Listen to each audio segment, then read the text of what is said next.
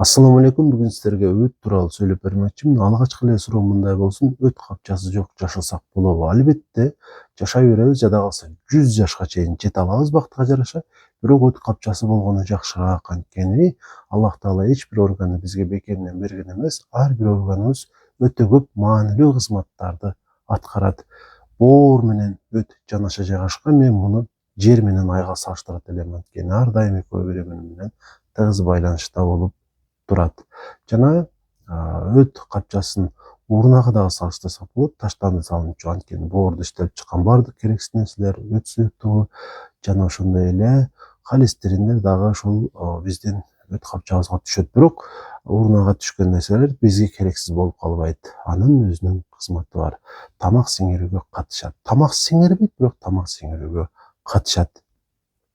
Суткасына орточо жарым литр, андан көбүрөөк өт суюктугу бөлүнүп чыгат боорубуздан, жана ал өт капчабызга түшөт. Албетте, өт суюктугу дароо эле 12 элчеге түшө турган болсо деле, өт жок болгон шартта ал өзүнүн кызматын аткара берет. Бирок эгерде ал дал ушул өт капчага жыйналып, керектүү учурда эле колдонула турган болсо жакшыраак. Анткени алгачкы пайда болгон өт суюктугу менен ошол өт капчабызда иштелген өт суюктугунун бир аз болсо дагы айырмасы бар. Жана өт капчасында сакталган өт суюктугу биз үчүн алда канча пайдалуу. Андыктан ар бирибиз ушул органыбызды сактоого аракет кылышыбыз керек.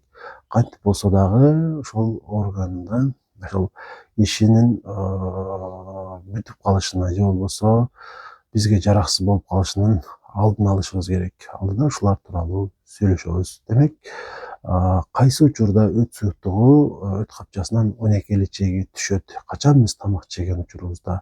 Бир күндө 3 жолу тамак жейсизби, 4 жолу тамак жейсизби? Эгерде анын курамында май боло турган болсо, ошол тамактанганыбыздан кийин жарым саат, 1 саат өтүп өт суюктугу 12 элчеге коюлат. Болбосо ашказандан 12 элчеге түшкөн тамак менен кошо туз кислотасы дагы түшөт дагы. Ал бир аз болсо дагы 12 элчегини сезгентип коюшу мүмкүн. Ошонун алдын алыш үчүн дагы ошол туз кислотасын нейтралдаштырып жоготуш үчүн дагы бизде ошол туз өт суюктугу керек болот. Жана башында айтып өткөнүмдөй, өт суюктугу тамак сиңирбейт, майды майда бөлүкчөлөргө ажыратат. Ошол уйку безибизде иштелип чыккан ферменттер майды сиңиришине даяр кылып берет. Негизги кызматы ошол өт суюктугунун ушундай. Жана анын өт капчасынан түшкөнү биз үчүн жакшыраак, боордон эмес.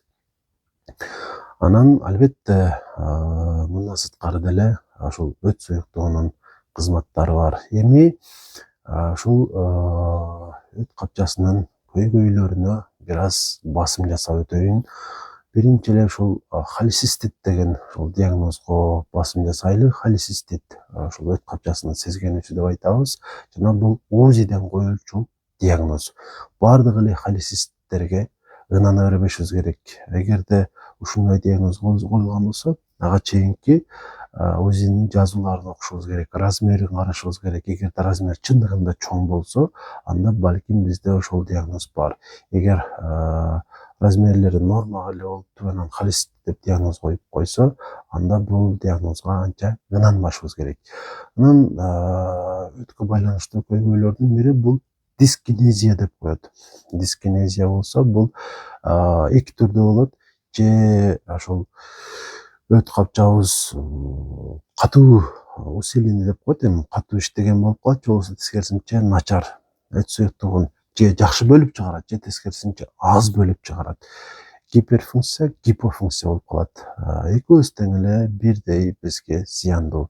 Эки учурда тең бизде ушул кандайдыр бир чара көрүүгө муктаждык бар. Норма эмес болуп калса, ушуну биз дискинезия деп коебуз. Албетте, бул боюнча дарылануу боюнча ушул көйгөйгө өзүнчө эрежелери бар. Андан кийинки ушул өткө байланыштуу көйгөйлөрдүн бири бул ошол өт капчасы кыйшайып калган деп ушундай диагноз коюлат.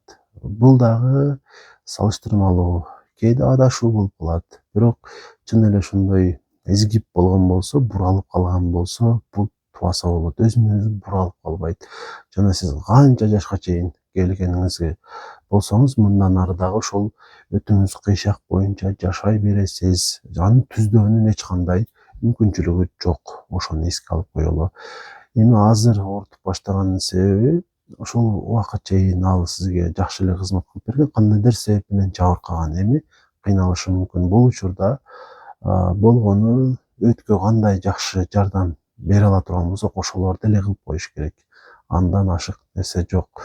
Анан өттө таш болушу мүмкүн, өттүн ичинде полип болушу мүмкүн. Полип чоң болсо онкологияга текшерилип көрөсүз. Эгер таш чоң болсо дагы ал боюнча өзүнчө бир чаралар бар. Мисалы, кокустан эле УЗИден көрүп калдыңыз, таш өтө чоң өлчөм, бирок сизге эч качан симптом берген эмес. Бул учурда эч нерсе кылынбайт. Эгерде таш кичинекей болсо, анда дарылап көрүш керек. Балким жок болуп кетет дарылануудан кийин. Анан көп таштар болуп калат. Буларды дагы карап чыгыш керек болуп калат. Эгерде приступ бере турган болсо, кайра берсе, анда эң жакшысы өт капчасын алдырып эле коюш керек. Анткени баары бир бул сиздин тынчыңызды ала берет. Андан кийин полипти айтып өттүм менде. Онкологияга текшерип көрүш керек. Эгерде кичинекей болсо, айталы 5 мм чейин, анда болгону ар 3-4 айда бир УЗИ кылдырып, мурункуникине салыштырсак жетиштүү болот. Анан өт кантип ооруйт, ошону дагы айтып өтөйүн. Көбүнчө тамак жегенибиз менен байланыштуу. Тамак жегенден кийин 20 мүнөт, жарым саат өтүп ооручу болсо, бул өт ооруган болот. Анан көпчүлүк учурда ушул оң жактагы оорулар өткө эле байланыштуу болот. Анткени боор дагы оорушу мүмкүн, бирок өтө сейрек учурда ооруйт. Өтө катуу жабыркап, жараксыз болуп калган учурда боор симптом бериши мүмкүн. Негизинен ушул оң жактагы оорусуналар өткө байланыштуу болот. Анан өт бир гана ушул өзү анатомиялык жайгашкан жеринде эмес, бүтүн ушул оң жакта оорутушу мүмкүн, ушул аркадагы ушул сөөктөргө чейин оорутушу мүмкүн жада калса. Бул өткө байланыштуу оорусуналар. Анан сөзсүз түрдө өтүңүз ооруса алсырайсыз, ишке болгон жөндөмдүүлүгүңүз төмөндөп кетет, ооз кургайт. Ушулар өттүн жабыркаганын билдирген белгилер. Анан албетте дарылануу боюнча сөзсүз түрдө врач менен эле кеңешкен жакшыраак. Аптекачыдан сурап эле, ошол айткандарыма таянып эле алып иче берсеңиздер болбой калат. Өз алдыңызча дагы ошо дарыланганы, элдик ыкмалар менен дарылангандагы максатка ылайыктуу эмес. Эч убакта толук кандуу жыйынтыкты бербейт. Анан диета дегенде дагы бардык нерсени жебей коюш керек эмес. Өт ооруса эле кээ бир ашыкча майлуу нерселерден эле тыйыласыз дагы, калган тамак аштарды күндөлүк адаттагыдай жей бересиздер. Бир күндө 3 жолу, 4 жолу азырактан кылып, ошондо өтүңүздөр сиздерге жакшы кызмат кылып берет.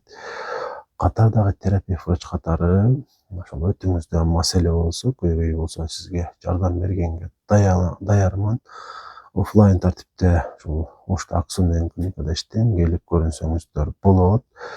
Анан онлайн тартипте дагы, айталы, сиз узак жакта жашасаңыз, телефон аркылуу дагы кеңеш алсаңыз болот. Дал ушул өт маселеси боюнча, боор маселеси боюнча, уйку безде көйгөйлөр болсо, ашказанда көйгөйлөр болсо, байланышуу үчүн 0504 44 55 28 номерине WhatsApp'тан жазып коесуздар.